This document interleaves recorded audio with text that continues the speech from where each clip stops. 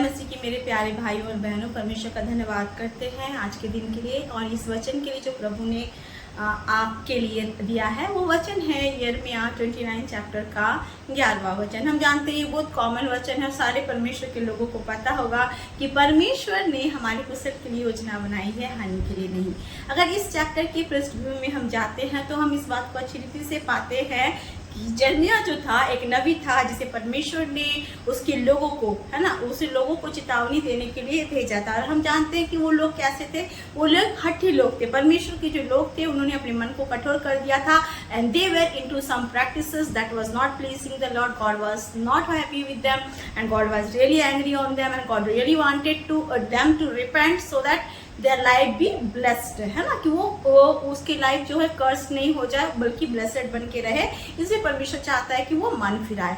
अब परमेश्वर, हम जानते हैं पुराने दिनों में क्या करता था। पुराने दिनों में परमेश्वर अपने नबी को नियुक्त करता था कि वो उसके वचन को लोगों तक पहुंचा सके और वो जो नबी होते थे वो परमेश्वर से वचन को पाके लोगों के पास जाके उसे परमेश्वर के वचन को सुनाते। That means they were like spokes person, they were like mediator, they were like someone ना जो परमेश्वर और लोगों के बीच में एक लिंक पैदा करता था। अब यिर्मयाह एक ऐसा पर्सन है जिसको परमेश्वर ने कहा है कि तू जा और मेरे लोगों के लिए क्या कर, वचन को बता। वो वचन कैसा है? सबसे पहला जो हम देखते हैं वो मन फिराव का वचन है ना। तो अगर यिर्मयाह चैप्टर 1 का 1, 2, 3 वचन आप पढ़े तो उस वचन में आप देखोगे कि 3 से 4 राजा होते हैं। उनके शासन काल के दौरान में परमेश्वर कंटिन्यू, है ना, परमेश्वर कंटिन्यू यिर्मयाह के द्वारा बातें करता गया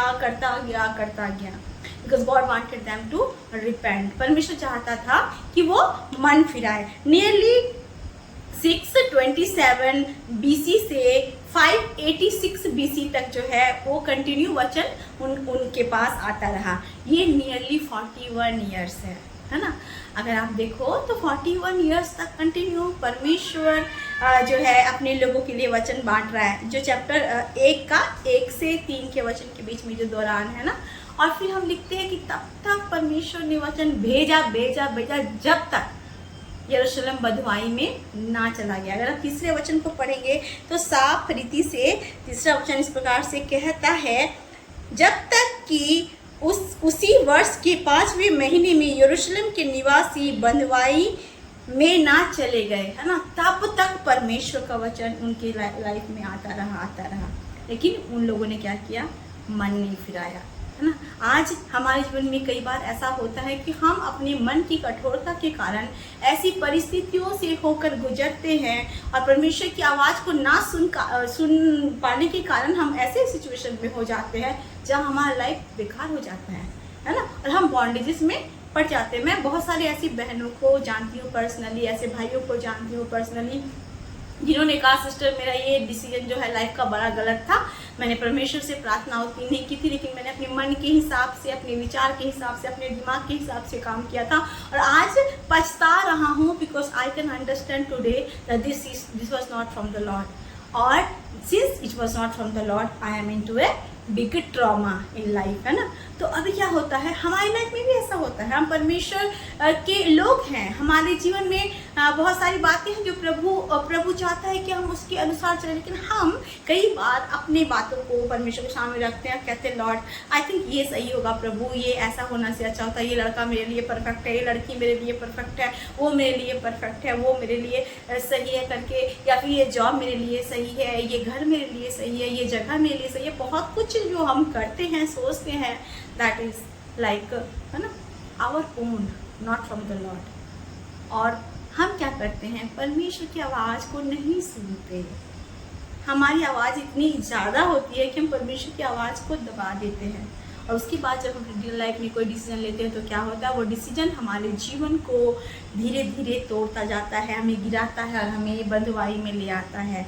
हम दुख की बंधुआई में, मुसीबत की बंधुआई में, आंसुओं की बंधुआई में, बीमारी की बंधुआई में, इवन कर्ज की बंधुआई में, अंधकार की सिचुएशंस में ऐसे पड़ जाते हैं कि हमें लगता है कि सब कुछ खत्म हो गया। फिर हम याद आता है कि परमेश्वर ने तो इतने दिनों तक, इतने सालों तक हमसे बातें की थी। God wanted us to repent, God wanted us to change our ways, change our thoughts, change our, है ना, परसेप्टिव्स जो है। लेकिन हमने तो कुछ नहीं किया, हमने तो अपने विचारों को नहीं बदला, हमने तो कुछ नहीं किया और हम तो बेकार से हो गए, है ना। आज हम पछता रहे हैं, लेकिन तब तक हमारे लिए बहुत देर हो जाती है। फिर हमारे मन में एक क्वेश्चन आता है, क्या सच में परमेश्वर ने अब हमें छोड़ दिया?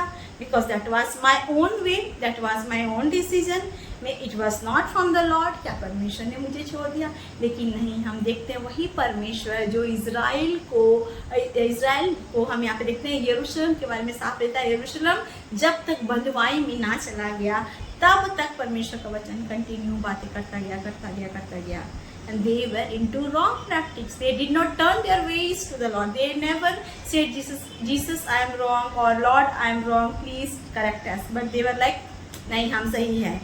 अब वो बंधुआई में चले जाते हैं। लेकिन जब बंधुआई में चले जाते हैं तो आपको पता है, एक दासत्व का जो जीवन होता है ना, वहाँ पे उनकी सोच समझ कुछ नहीं काम करती है। वो गुलामी में खटते रहते हैं, दुख की गुलामी, पीड़ा की गुलामी, जो अशांति की गुलामी, है ना, और क्लेश की गुलामी में वो फंस जाते हैं और ऐसे फंसते हैं कि उनके जीवन जो है बाहर नहीं आ पाते। फिर उनके मन में सवाल आता है, क्या परमेश्वर हमें सच में भूल गया? अब क्या वो हमारी नहीं सुनता? क्या वो अब हमें नहीं बुलाएगा? क्या वो अब हमें मौका नहीं देगा? लेकिन मेरे प्रियो, गुड न्यूज़ हमारे लिए ये है कि हमारा परमेश्वर ऐसा नहीं है। हमारा परमेश्वर ऐसा नहीं है कि हमेशा दंड दे, लेकिन हमारा परमेश्वर एक ऐसा परमेश्वर है जो अपनी करुणा से हमें हमेशा भरता है। He is the Lord of compassion, he is the Lord of love, है ना। वो हमारे प्रति प्रेम से, करुणा से, भलाई से भरने वाला परमेश्वर है। और वही परमेश्वर जो यहाँ पे यरूशलेम के लोगों को बंधुआई में ले जाता है, वही परमेश्वर, है ना, वही परमेश्वर यिर्मयाह 29 में हम पढ़ेंगे क्या कहता है। हम अभी पढ़ेंगे वही परमेश्वर, द सेम लॉर्ड, है ना। हम पढ़ेंगे उसमें क्या लिखा है। यिर्मयाह 29 में वही परमेश्वर कहता है, उसका हम पढ़ेंगे वचन 10 से पढ़ेंगे। उसमें लिखा, यहोवा यूं कहता है, बेबीलोन के 70 वर्ष पूरे होने पर मैं तुम्हारी सुधि लूँगा और अपना यह मनभावना वचन कि मैं तुम्हें इस स्थान में लौटा ले आऊँगा पूरा करूँगा। कहता है कि 70 वर्ष पूरा हो जाएंगे जब तेरे बंधुआई के, जब तेरे गुलामी में जब तुम थे, दासत्व में जब तुम थे, जब पूरा हो जाएगा तो मैं क्या करूँगा, फिर से, है ना, मैं तुम्हें लौटा के ले आऊँगा। क्योंकि फिर कहता है, क्योंकि यहोवा की वाणी है कि जो कल्पनाएं मैं तुम्हारे विषय में करता हूँ उसे मैं जानता हूँ, वे हानि की नहीं वरन कुशल की है, और अंत में तुम्हारी आशा पूरी करूँगा। यहाँ परमेश्वर क्या कहता है कि जो कल्पनाएं मैंने तेरे विषय में की है वो कल्पनाएं हानि की नहीं है, है ना, वो तुम्हारे भलाई के लिए है। और वो जो है तुम्हारी आशा जो है, जो तुम सोचते हो क्या परमेश्वर भूल गया, क्या परमेश्वर अब हमारे लिए कुछ नहीं करेगा, कहता है तुम्हारी आशा मैं पूरी करूँगा, ठीक है ना। ओके, यू वर रिबिलियस, है ना, you never heard of me, और तूने कभी मेरा सुनना नहीं चाहा और मेरे बारे में तूने सोचा नहीं। लेकिन वो जो बंधुआई है, जो दासत्व है, वो तुम्हें बहुत कुछ आज सिखा दिया है मेरे बच्चों, और इस कारण से आज मैं तेरी सुधि लूँगा, क्योंकि वो समय पूरा हो गया है ना। जब तुम सीख चुके हो और तुम्हें लगता है कि अब मुझे परमेश्वर की करुणा की ज़रूरत है, उस समय परमेश्वर कहता है कि मैं निश्चय, है ना, मैं तुम्हें बंधुआई से चुरा के लेके आऊँगा, और ये मेरा मनभावना वचन है। और कहता है कि मैंने तेरे विषय में जो कल्पनाएं बनाई है वो कल्पनाएं कैसी है, वो हानि की नहीं है, वो कुशल की है, और अंत में तेरी आशा को पूरा करूँगा। इसके आगे के वचन में हम पढ़ते हैं कि क्यों ऐसा परमेश्वर कहता है, क्यों करेगा, इसके विषय में हम पढ़ते हैं। वो कहता है, हम पढ़ेंगे 12 का, तब उस समय तुम मुझको पुकारोगे और आकर मुझसे प्रार्थना करोगे और मैं तुम्हारी सुनूंगा। तुम मुझे ढूंढोगे और पाओगे, क्योंकि तुम अपने संपूर्ण मन से मेरे पास आओगे, है ना। कहता है तुम मेरे पास कैसे आओगे, संपूर्ण मन से मेरे पास आओगे। और फिर 14 कहता है कि मैं तुम्हें मिलूंगा, है ना। यहोवा की यह वाणी है। मेरे प्रियो, जब हम अपने जीवन के दासत्व में रहते हैं और हमें लगता है कि अब कोई उपाय नहीं, तब एट लास्ट हम क्या करते हैं, अपने पुराने दिनों को याद करते हैं और हम क्या करते हैं, प्रायश्चित करते हैं। तब हमें लगता है कि लॉर्ड हम बहुत गलत किए हैं, we never obeyed you continuously. हम याद जर्मिया 41 ईयर्स तक बातें करता गया, प्रभु के वचन को लोगों तक पहुंचाता गया। एक चैप्टर 1 के 1 to 3 में हम पढ़ते हैं, लेकिन उन लोगों ने नहीं सुना। लेकिन जब वो बंधुआई में चले गए, वो ताड़ना में चले गए, जब दुख में चले गए, तो एक बार फिर से उनके मन में एक आशा जाएगी, क्या परमेश्वर हमारी सुनेगा, क्या परमेश्वर हम पर दया करेगा। तब प्रभु कहता है कि सच में मैं तुझे लौटा लेके आऊँगा उस गुलामी से, उस दुख से, उस पीड़ा से, उस रिश्ते से, उस दुखदाई जीवन से जहाँ पे तुम आंसू बहा के परेशान हो गए हो, ये सोच के कि क्या मुझे जीना भी है, अब क्या नहीं है। क्यों? क्योंकि तुम मुझे अब संपूर्ण मन से ढूंढोगे, क्योंकि तुम मेरे पास संपूर्ण मन से आओगे, तुम मुझसे पूरे मन से प्रार्थना करोगे और मैं तुम्हें मिलूंगा। और तब मैं तुम्हारे लिए क्या करूंगा, जो कल्पनाएं मैंने तेरे विषय में बनाई है वो मैं प्रूव करूंगा कि वो हानि की नहीं थी, वो अच्छी थी। क्योंकि अगर मैं तुझे इस बंधुआई में नहीं लेके जाता तो तू शायद कभी अपने जीवन की बड़े बड़े ब्लेसिंग्स को नहीं पाता, ना ही कुछ सीखता। कहते हैं ना कि जब हम कोई विजय को प्राप्त करते हैं तो हम कुछ नहीं सीखते, लेकिन जब हम हारते हैं तो हम बहुत कुछ सीखते हैं। असफलता हमें बहुत कुछ सिखाती है। मेरे प्रियो, आज मैं नहीं जानती आपके जीवन की परिस्थिति कैसी है। आप 41 ईयर्स के बंधुआई में हैं और गुलामी में हैं, दुख में हैं, पीड़ा में हैं, या 1 साल के या 5 महीने के या 1 दिन के या 2 साल के, जो भी आपका पीरियड क्यों ना हो, आज परमेश्वर को जब आप पुकारते हो, आज आप परमेश्वर के पास जब संपूर्ण मन से आते हो, तो वो आपके विषय में अपनी कल्पनाओं को बताता है कि मैं तुझे बंधुआई में रखने के लिए कल्पना नहीं बनाया हूँ, मैं तेरे हानि के लिए नहीं बनाया हूँ, मैंने कुशल की योजना बनाई है और तेरी आशीषों की योजना को बनाई है। और वो परमेश्वर कहता है कि मेरे बच्चे, क्योंकि आज तुम मुझे संपूर्ण रूप से पुकारोगे तो मैं तुझे सुनूंगा, मिलूंगा, तुम ढूंढोगे, तुम पाओगे, और तुम्हारे जीवन की जो दुख है, पीड़ाएं हैं, है ना, वो खत्म हो जाएगी और मैं तुझे कहाँ पे वापस लेके जाऊंगा, उसी जगह पे जहाँ पे तुम एक आनंद का जीवन जीते थे, क्योंकि मैं अंत में तेरी आशा को पूरा करूंगा। तो आज परिस्थिति आपकी कैसी भी हो, आज परमेश्वर आपके जीवन की हर एक बॉन्डेजेस को दूर कर रहा है।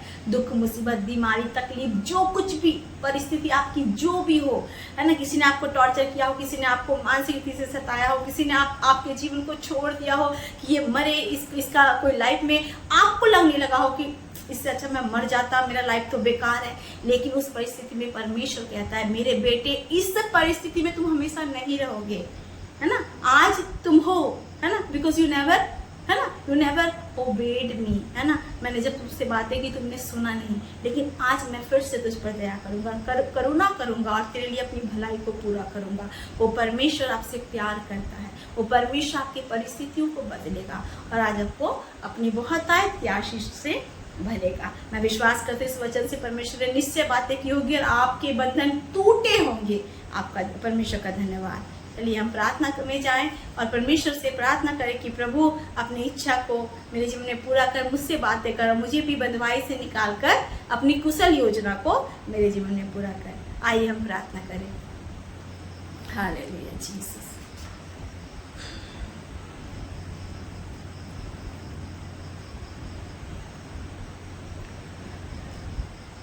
अनुग्रहकारीमान परमेश्वर पिता, मैं आपका धन्यवाद करती हूँ प्रभु इस सुंदर वचन के लिए जो आपने दिया पिता। आज हमारे जीवन की जो बंधुआई है, कितने भी साल की क्यों ना हो, चाहे वो दुख के लिए हो, क्लेश के लिए हो, हमारे बुरे निर्णय के लिए हो परमेश्वर पिता, या किसी भी परिस्थिति के लिए क्यों ना पड़ी हो परमेश्वर पिता, आज आपका वचन कहता है कि आप हमें बंधुआई से दूर करके आप हमें नई आशीषों से भर रहे हैं, क्योंकि आज हम संपूर्ण मन से आपके पास आ रहे हैं परमेश्वर पिता, और हम आपको ढूंढेंगे और हम पाएंगे प्रभु, क्योंकि ये समय है जो अनुग्रह का समय समय है, आपने कहा कि तुम मुझे ढूंढोगे और तुम मुझे पाओगे पिता परमेश्वर। इसके लिए मैं आपका धन्यवाद करती हूँ, विशेष का धन्यवाद करती हूँ प्रभु। जैसा कि आपका वचन कहता है परमेश्वर पिता, आपने जो योजना हमारे लिए बनाई है वो योजना हमारी भलाई की है, हमारी कुशल की है, हमारी आशीष की है, हमारी हानि की नहीं है पिता। मैं धन्यवाद करती हूँ। मैं नहीं जानती कितने सारे लोग प्रभु जो आज इस वचन को सुन रहे हैं, उनकी बंधुआई कैसी है, उनका बॉन्डेजेस कैसा है पिता, बट लॉर्ड कितने साल से वो दुखी है ये आप जान रहे हैं परमेश्वर पिता। आज उन्हें हर बंधनों से